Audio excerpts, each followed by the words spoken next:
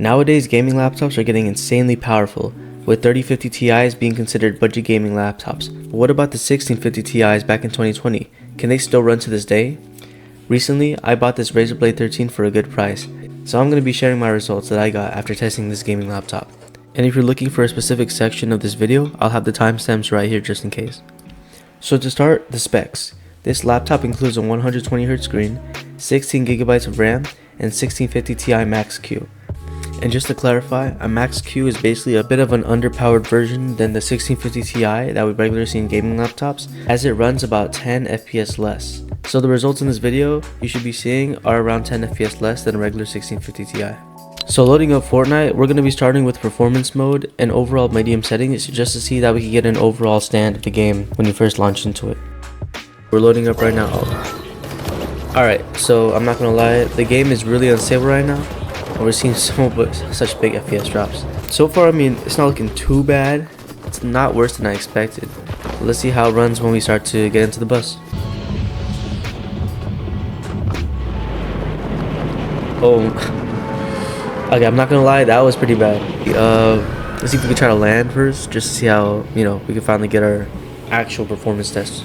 Okay, never mind. But man. Alright, hold on, we gotta make another change real quick. And this is after recording, but after changing the 3D resolution, after getting a little tired of the stutters, it's actually a crazy difference, and it almost went from kind of smooth to almost buttery smooth. Like, the gameplay felt a huge difference, especially with the 120Hz screen. And I don't really care about graphics, then a 1650 Ti won't be too bad in terms of Fortnite right now. But in terms of this gameplay, I would aim for something a little bit higher than a 1650 Ti at least. And just for fun, I wanted to see if we lowered the 3D resolution to a lot. And yeah, we're just going to stay away from that for now. Like, you can still see enemies, but I mean, still, And the next game I wanted to test out was CS2. And after starting it up, it actually didn't do too bad either.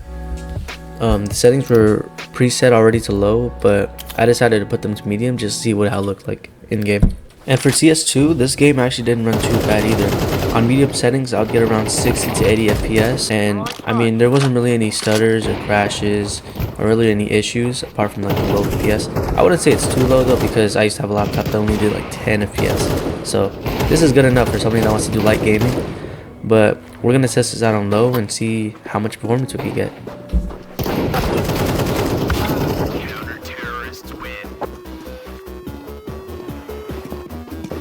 So after putting everything on low settings again and loading up the best map ever, and after loading up, it looked like it was going to be an increase in performance, but as we start moving around the map, we end up going back down to 62 FPS for some reason. And for this last CS test, I wanted to try high. So after loading up the preset settings to high, is it going to crash? And no.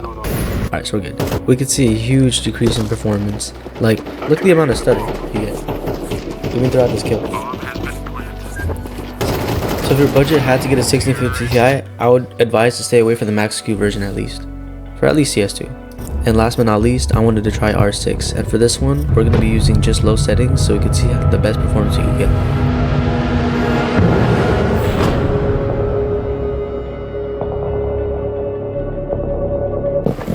And sadly, my Nvidia statistics wasn't showing up on this recording, but I was averaging around 80 FPS, which on non-Vulkan mode, I was actually pretty surprised. Even though it was all in low settings, this game actually ran pretty good.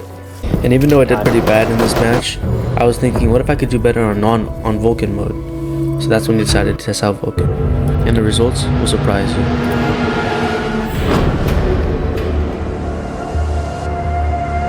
Sorry everyone again, because this recording did not have Nvidia statistics as well, but after loading up in Vulkan mode with all low settings, we were able to boost up performance to around 110 FPS, which was amazing. And so far, this was pretty much it.